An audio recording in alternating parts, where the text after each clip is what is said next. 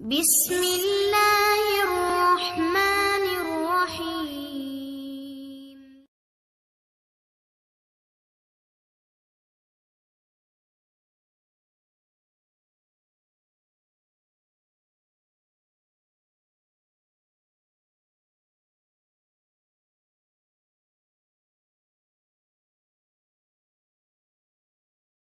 Yes तहारा। तहारा पे, हाँ तहारा हमने शुरू किया था, जस्ट स्टार्ट किया था ना। Yes miss. हाँ जस्ट स्टार्ट किया था तहारा असल में, और ये दूसरी कंडीशन है। पहली कंडीशन क्या थी? पहली कंडीशन क्या थी बेटा? बताओ ना यार, पहली कंडीशन क्या थी जालिमो? फिर मुझसे ऐसी ऐसी बातें करवाते हो जो कि रिकॉर्डिंग में भी अच्छी नहीं लगती हैं।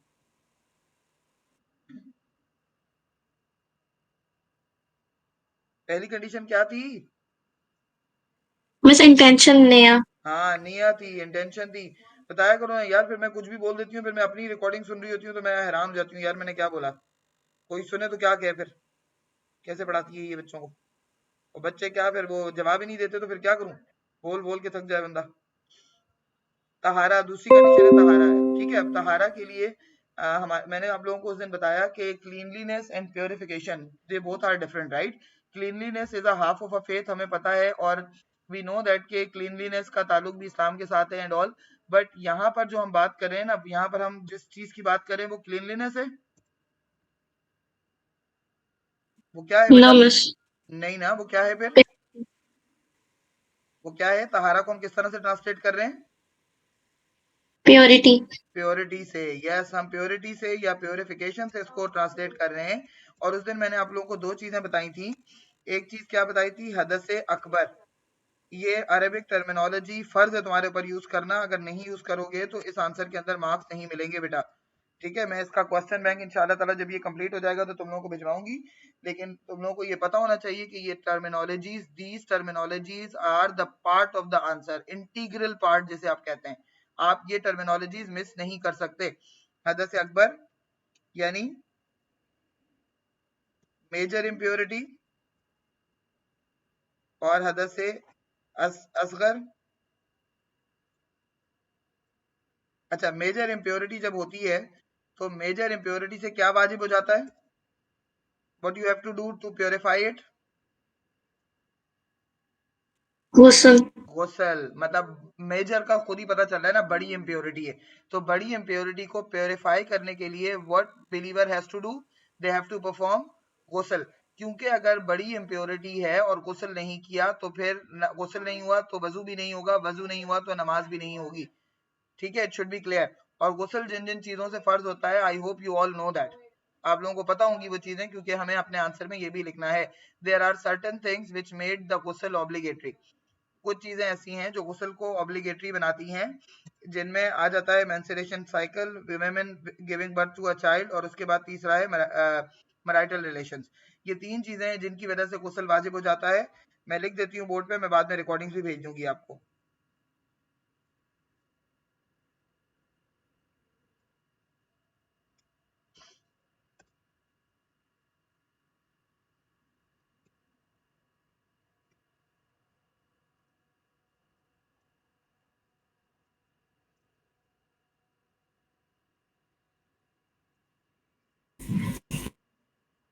एंड थर्ड है रिलेशंस।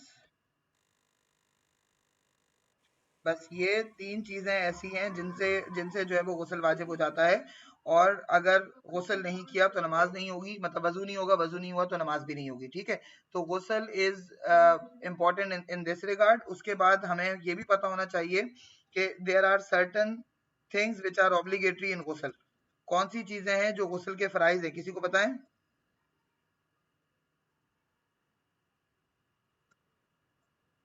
ऑब्लिगेटरी थिंग्स बताएं बेटा गुस्ल की।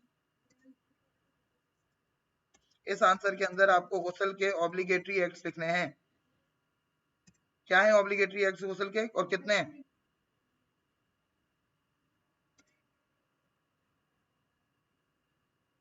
3 ऑब्लिगेटरी एक्ट्स हैं बेटा। मेरी आवाज आ रही है तुम लोगों को यार?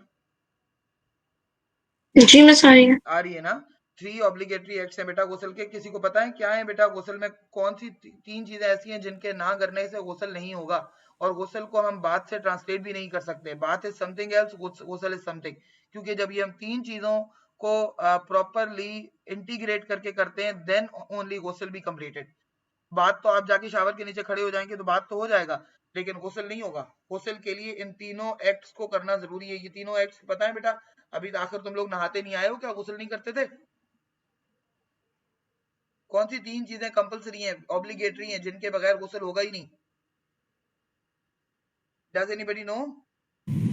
वजू। वजू तो सुन्नत है बेटा। देखो गुस्ल से पहले वजू करना ना, ये सुन्ना एक्ट है। आप करेंगे, बहुत अच्छी बात है। एक क्वेश्चन हमारे पास पास पेपर में ये भी आया हुआ है कि right down the detail account of the purification गुस्ल वजू एंड तयम्मुम। उसमें फिर हमने ये जो है वो ऑब्लिगेटरी एक्ट्स के अलावा सुन्ना एक्ट्स भी लिखना है। यानी गुस्ल करने से पहले आप अगर वजू कर लेंगे, this is recommended by the profit सल्लल्लाहु अलैहि वसल्लम। लेकिन ये फर्ज नहीं है। फर्ज 3 चीजें कौन सी हैं गुस्ल के अंदर? और देखो तुम लोगों ने अपनी जिंदगी का एक पार्ट गुजार लिया है, यानी क्वार्टर, जिसे आप कहते हो क्वार्टर नहीं, 1/3 गुजार लिया है, जिसमें अभी तक गुस्ल भी करते आए हो। 13-14 साल के हो तुम लोगों के ऊपर प्रॉपरली गुस्ल फर्ज है अब। तो गुस्ल किया एक फराइज ही नहीं पता तो कैसे गुस्ल करते हो और कैसे नमाज पढ़ते हो? फिर नमाज तो होगी नहीं अगर गुस्ल नहीं होगा तो। बताओ जल्दी।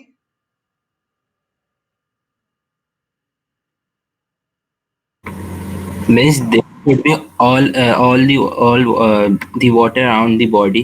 हाँ वेरी गुड। एक तो ये एक्ट हो गया आपका कि you are pouring the water on a whole body in a way that not even a single hair would remain dry. ये चाहो तो लिख लो अपने पास इस चीज को, जो अभी निहान ने बताया। शाबाश बेटा निहान, thank you.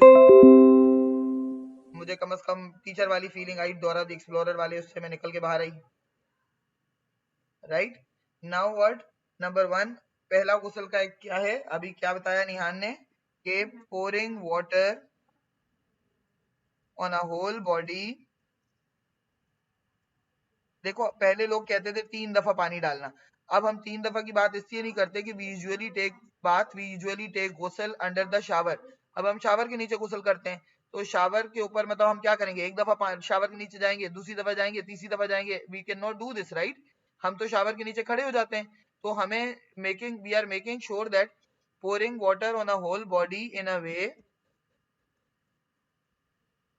that no hair should remain dry. एक भी बाल आपका सूखा ना रहे पूरी बॉडी में। ये आपका हो गया ऑब्लिगेटरी एक्ट पहला। अब दूसरा क्या है बेटा? दूसरा बताओ। ये तो पूरे जिस्म पे पानी डालना इस तरह से कि आपकी बॉडी में कोई पार्ट ड्राई ना रहे। फैजान डिड यू ज्वाइन बेटा? Yes. कहाँ थे बेटा? टाइम पे क्यों नहीं ज्वाइन की क्लास? बस नेट का इशू हो रहा है। इंटरनेट का इशू तो हुआ हुआ, मेरे साथ भी हुआ था। मैंने खुद थोड़ा सा देर से शुरू की है, लेकिन मेक श्योर कि आजकल आप लोग क्लास मिस ना करो, क्योंकि रिकॉर्डिंग भी प्रॉपरली नहीं हो पा रही है। बीच बीच में ब्रेक आ रहे हैं। आपको पता है कि इलेक्शन की वजह से ये जो इंटरनेट है ना बहुत प्रॉब्लम कर रहा है। तो बी श्योर के you would be in the class. और मेरा फीडबैक जिन जिनको मैंने, निहान को भी फीडबैक दिया है मैंने आज आंसर का, और फैजान को भी। और तुम दोनों ने मुझे ना, मुझे बिल्कुल अच्छा नहीं लगा तुम दोनों का आंसर। प्रॉपरली आंसर लिख के मुझे दिखाना दोबारा। मैं तुम लोगों को बार बार मैसेजेस करती रहूंगी, वरना मुझे तंग करोगे तो मैं भी फिर तुम लोगों को तंग करूंगी।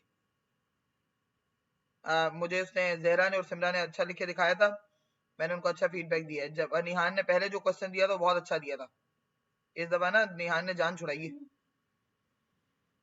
जान छुड़ाने वाले काम नहीं करो बेटा, अभी सर पे एग्जाम खड़े हुए हैं आप लोगों के। चलिए अच्छा, मैंने दूसरा क्वेश्चन जो भेजा है शहादा का, वो भी मुझे चाहिए, वो भी करके दोगे? सुन रहे हो चारों जो अभी 4 क्लास में हैं? मुझे चारों से ये जो वाला शहादा वाला क्वेश्चन भी चाहिए, ठीक है? चलो आगे बढ़े। दूसरा क्या है बेटा? दूसरा ऑब्लिगेटरी एक्ट क्या है गुस्ल के अंदर? तुम लोगों को क्या लगता है क्या चीज फर्ज होनी चाहिए गुस्ल के अंदर?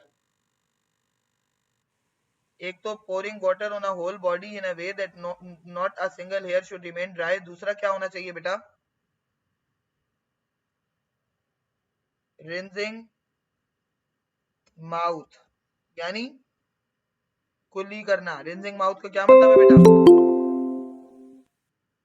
रिंजिंग माउथ यानी कुल्ली करना, मुंह में पानी डालना, मुंह में पानी डाल के कुल्ली की जाती है ना, that is called rinsing mouth, right. तो दूसरा ऑब्लिगेटरी एक्ट क्या हो गया? Rinsing mouth. ये गुस्ल में ऑब्लिगेटरी है, यानी और मैं अगर से आप कब गुस्ल के दौरान कुल्ली नहीं करेंगे तो आपका गुस्ल कंप्लीट नहीं होगा। आर यू गेटिंग मी बेटा?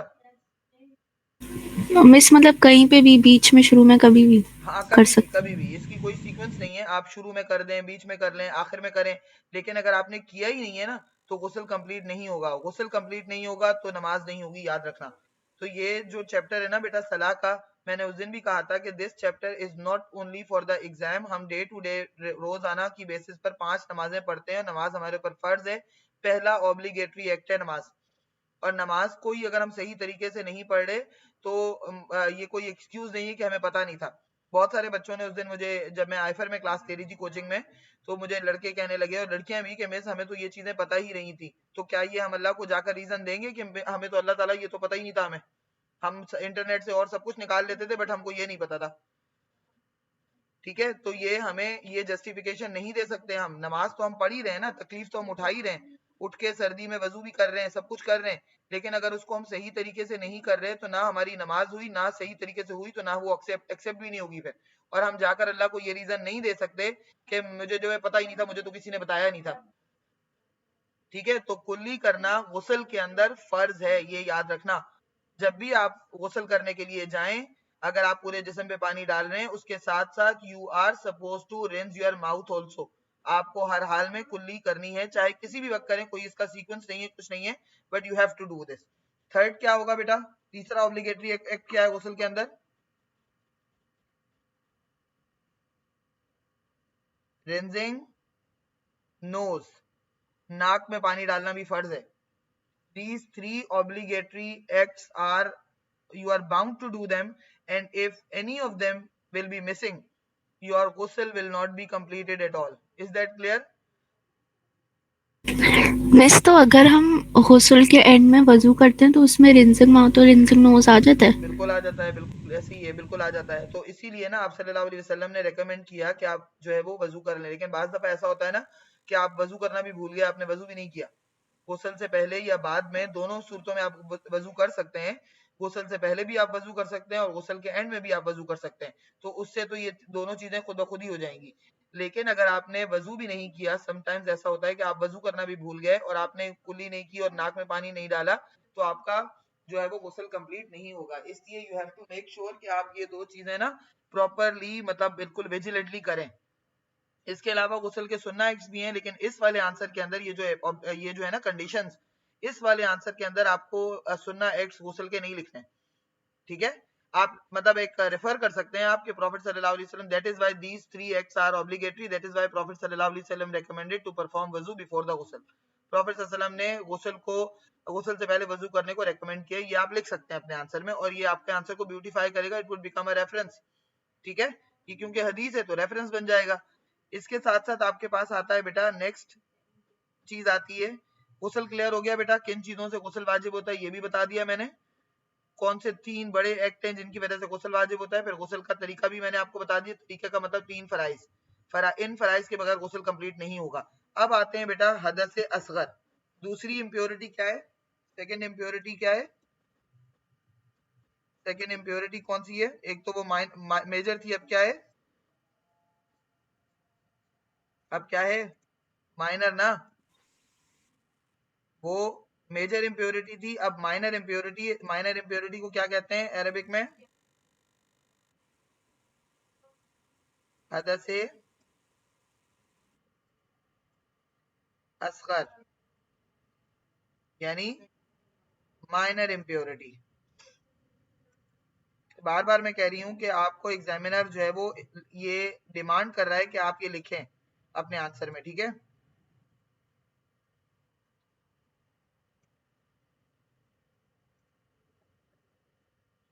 Minor impurity, right.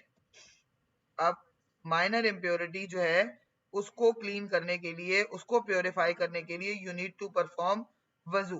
क्या करना पड़ेगा? to purify it, a believer has to perform वजू, जिसको आप एब्लूशन भी कह सकते हैं, लेकिन बहरहाल ablution is not the translation, right translation of वजू, ठीक है। अच्छा, वजू के अब आपको फराइज वजू के भी लिखने हैं। देयर आर, कितने फराइज हैं वजू के, किसी को पता है? वजू के अंदर कितने ऑब्लिगेटरी एक्ट्स हैं बेटा? इंटरनेट इज नॉट वर्किंग, मैं तो वैसे भी अपने डाटा पे चल रही हूँ। हाँ बताइए बेटा, मेरी आवाज आ रही है? 4 हाँ, 4 वजू के 4 फराइज हैं। Very good. कौन कौन से?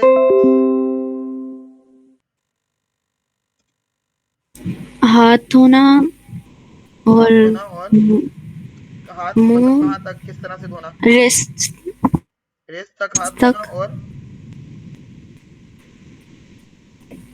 मुंह धोना, चेहरा? मिस्टर कुल्ली करना, कुल्ली करना एक हो गया, हाथ नाक धोना, रेस्ट में तक पानी कुल्ली डालना, करना। तीसरा? नाक में पानी डालना, नाक में पानी डालना। चौथा? मुंह धोना। मुंह धोना। ये 4 हो गए ना, 4 ऑब्लिगेटरी एक्ट्स हैं। अच्छा मुझे ये बताओ Simra, do you think the same बेटा, ये 4 हैं? नहीं मिस, लेकिन ये ऑब्लिगेट्स तो वो है, मैं मतलब ऑब्लिगेटरी पूछ रही हूँ ना जहरा। तो मिस वो तो हाथ धोना, मुंह धोना और सर धोना और पाँव धोना। सर धोना? मिस मतलब वही क्या ना। खुद अपना पता नहीं है और दूसरा पे हंस रही है? खुद तो पैर भी नहीं धोती वजू करते हुए। ये मेरी बेटी जो है ना, ये पैर धोए बगैर इसका वजू हो जाता है। ये ना ऊपर सिंक में पैर चढ़ाने मुश्किल है, ये क्या करती है, वजू बगैर पैर धोए पे जाके नमाज पढ़ लेती है और दूसरों पे हंस रही है। हाँ, वो जब मैं देख लूँ उस दिन धोती हो। हाँ बेटा, जहरा बताओ कौन कौन से? मुंह धोना? मिस मुझे नहीं पता। देखो अच्छा वाला बता रही थी तो मैं, इसकी हंसी से हंस भी कौन रहा है जिसको खुद कुछ नहीं पता वो तुम्हारे सर धोने वाली बात पे हंस रही है। सर धोना, सर उसके अंदर शामिल है लेकिन धोना नहीं है सर का मसा करना है। बाकी जो है, बाकी शहजादे जो क्लास में बैठे हैं, तुम लोग वजू नहीं करते बेटे? एक जहरा अकेली करती है। तुम लोग बाकी सारे जो हैं वो वजू करते हो? फैजान, नेहान, जी मिस। करते हो ना बेटा वजू? तो वजू में कौन सी 4 चीजें फर्ज हैं ये बताओ?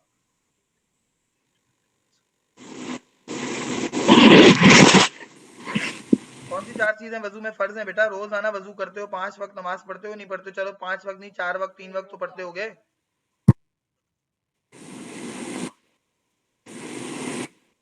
इसके लिए हमारे पास था सिमरा, तुम बताओ बेटा कौन सी 4 चीजें फर्ज हैं? देखो जो चीज कुरान के अंदर आ जाती है ना वो फर्ज होती है। इन कुरान अल्लाह सेज इन सूरह मायदा, उसने जहरा ने जो 4 फर्ज बताए बिल्कुल सही बताए, बस उनका वो थोड़ा सा सही तरीके से नहीं बताए। Allah says in Quran, Allah says in Surah Al मायदा, सूरह मायदा के अंदर अल्लाह ताला क्या कहता है, ये आपका बेंचमार्क रेफरेंस है किसके लिए?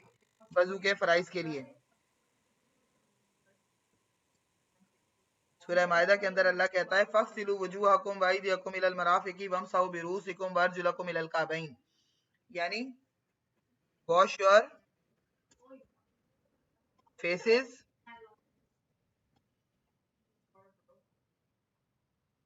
योर हैंड्स, हैंड्स इंक्लूडिंग बेटा कहां तक जहरा, कहां तक? एल्बो, एल्बोज तक, इंक्लूडिंग एल्बोज, यानी हम एल्बोज को भी इंक्लूड करेंगे। हाथ धोते हुए elbows must be included, right? तो एल्बोज को भी धोएंगे। Washing, wash your face, wash your faces, your hands including elbows, वमसहु बिरूसिकुम and your and rub your heads, and rub your heads with wet hands.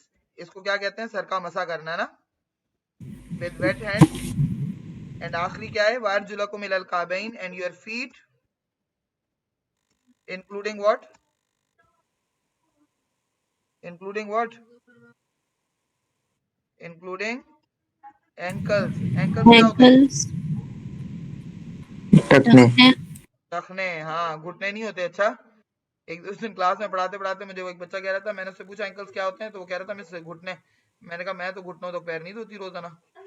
तुम ही धोया करो, वो भी इतनी सर्दी में। तो घुटने नहीं होते, अच्छा एंकल्स टखने होते हैं, टखने। तो आपने अपने सर का मसा करना है, आपने हाथ पहले आपने अपने चेहरों को धोना है, हाथों को धोना है, कोहनियों तक सर का मसा करना है, और पैर धोने हैं टखनों तक। अब इसमें एक चीज इंपॉर्टेंट है बेटा, क्या सिर्फ यही सारी चीजें करनी है बस?